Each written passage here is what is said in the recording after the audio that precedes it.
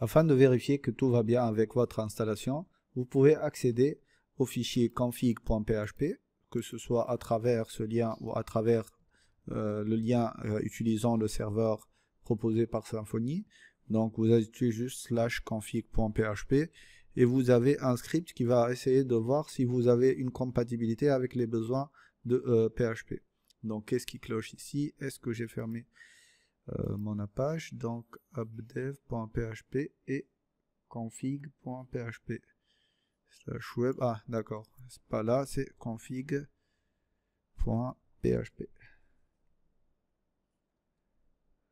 Voilà. Et là, the scripts analyze your system to check whether is ready to run Symfony application. Donc ici, c'est juste des recommandations afin d'améliorer donc le fonctionnement de Symfony. Il nous demande d'aller installer et de permettre l'utilisation de l'extension INTL, mais c'est utilisé pour les validateurs, d'aller installer le PHP Accelerator pour accélérer le traitement, et d'aller remplacer et de modifier le real path size vers 5 mégas quoi, dans le fichier php.ini. Tout ça, vous pouvez le faire afin d'améliorer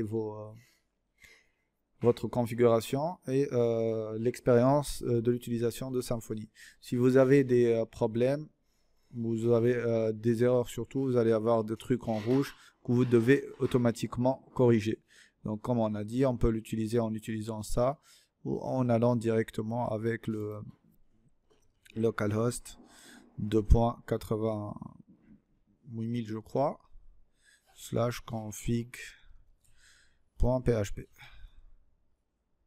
Voilà, c'est la même chose. Une autre chose est bonne à savoir, c'est que la version de Symfony 3.4, elle demande l'utilisation de PHP 7.2, je crois, parce qu'il utilise des concepts qui ont été introduits à partir de cette version-là. En fait, à chaque fois que les versions de PHP se sont améliorées, de nouvelles fonctionnalités ont été apportées par Symfony utilisant les fonctionnalités introduites. Donc, lorsque vous allez créer un projet, on va ici par exemple dire qu'on veut avoir un nouveau projet, on va l'appeler un title, ou bien on va aller voir directement ici dans les paramètres la version du projet de PHP utilisée. Donc on va dans langage et framework et on va vers PHP. Vous voyez ici que pour chaque version, il va vous lister l'ensemble des fonctionnalités qui ont été ajoutées avec PHP. Donc ici le PHP 7.2, il nous permet de faire un object type int, donc il peut forcer le type, forçage de type en utilisant les objets, et ça par exemple ça a été utilisé dans la version 3.4 pour améliorer l'utilisation des services et l'injection de dépendances. Donc ici, si vous voulez utiliser la version 3.4, vous devez avoir un PHP de la version 7.2, de même pour les versions 4, etc. Par contre, si vous utilisez une version 3.3, je crois qu'un PHP 5.6 est suffisant. Donc il faudra voir finalement pour chaque version de Symfony utilisée quelle est la version minimale de PHP à avoir.